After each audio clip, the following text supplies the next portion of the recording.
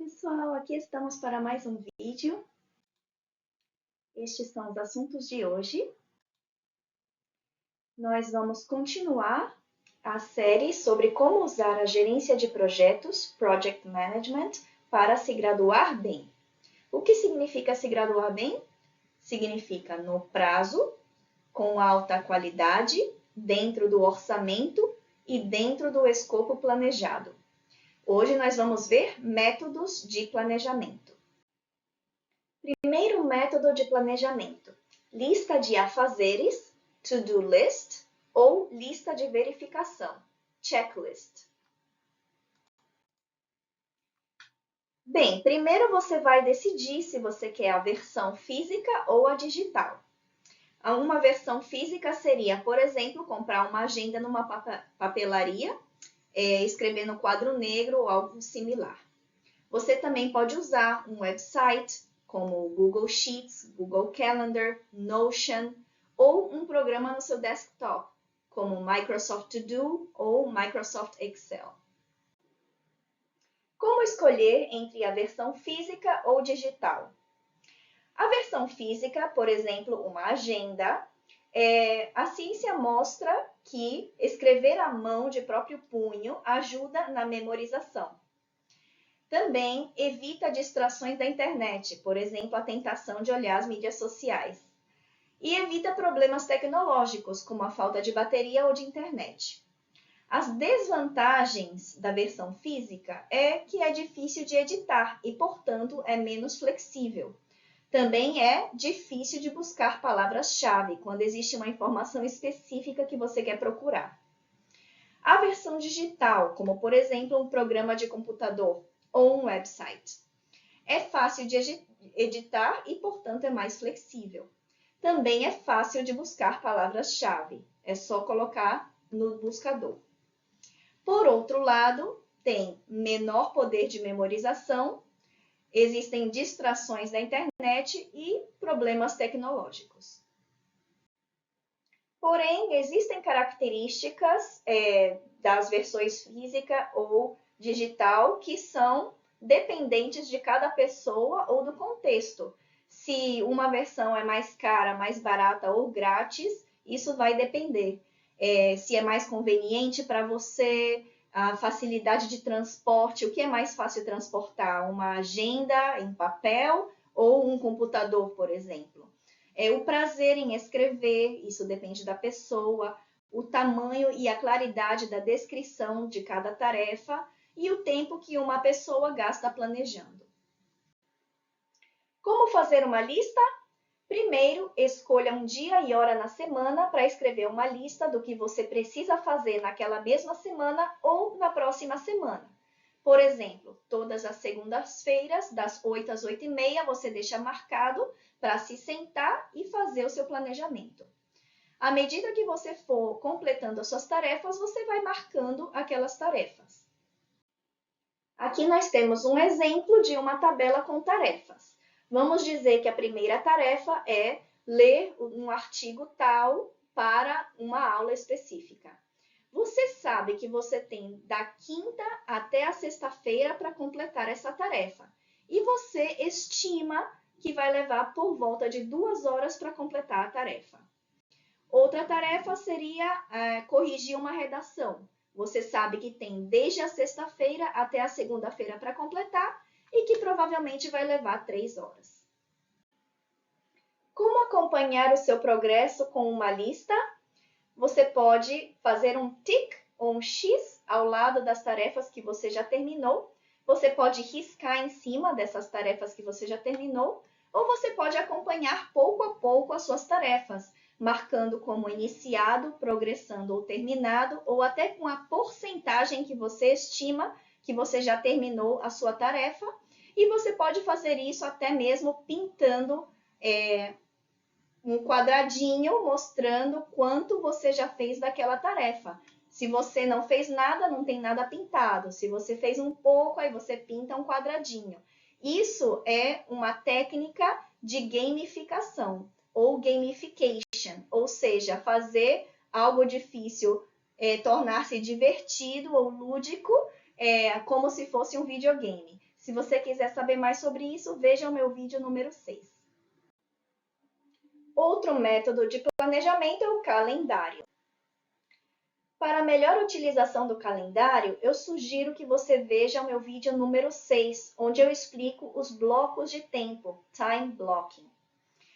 Se você quiser uma versão física do seu calendário, pode ser um calendário impresso, pode ser uma agenda, um quadro negro ou outra forma de marcar os dias. Você também pode usar um website, como o Google Calendar, ou um programa no seu desktop, como o Microsoft Excel. Aqui está um exemplo de calendário no estilo Google Calendar. Sempre, para o melhor aproveitamento do calendário, escolha um dia e hora na semana. Neste momento, você vai revisar a semana anterior, mudando as tarefas planejadas para o que você realmente fez e, a partir disso, planejar as próximas tarefas. Inclua as tarefas da sua to-do list ou checklist. Por exemplo, vamos dizer que eu planejei que na segunda-feira eu iria à academia para malhar de 7 a 8 da manhã. Depois, eu iria planejar a minha aula de 8 às 10. Iria escrever a tese de 10 às 12 e almoçar de 12 às 13.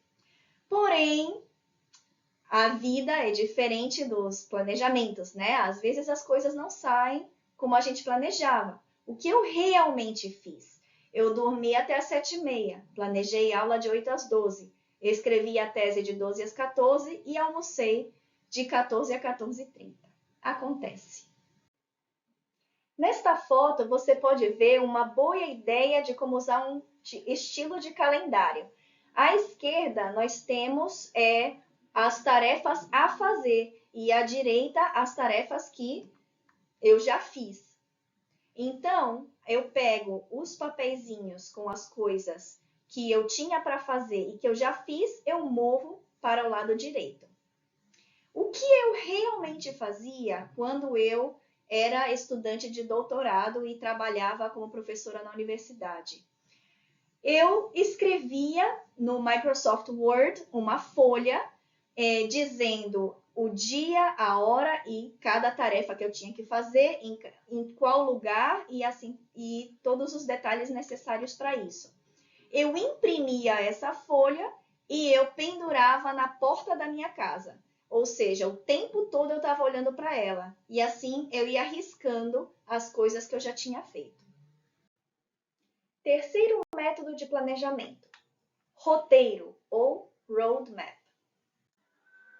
Você usa o roteiro quando você precisar destacar grandes marcos ou milestones a serem alcançados. Imagine que você está turistando e existem pontos turísticos específicos pelo caminho que você precisa parar.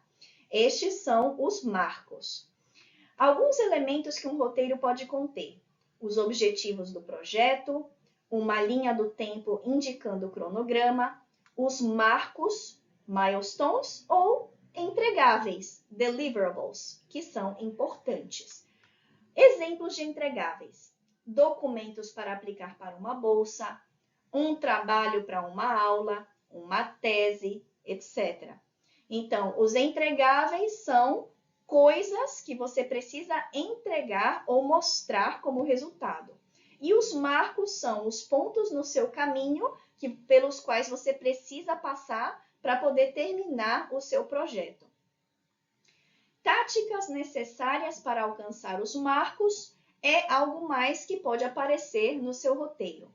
Também possíveis riscos, risks, ou dependências, dependencies. Esses são termos específicos da gerência de projetos, project management, que eu vou explicar mais adiante.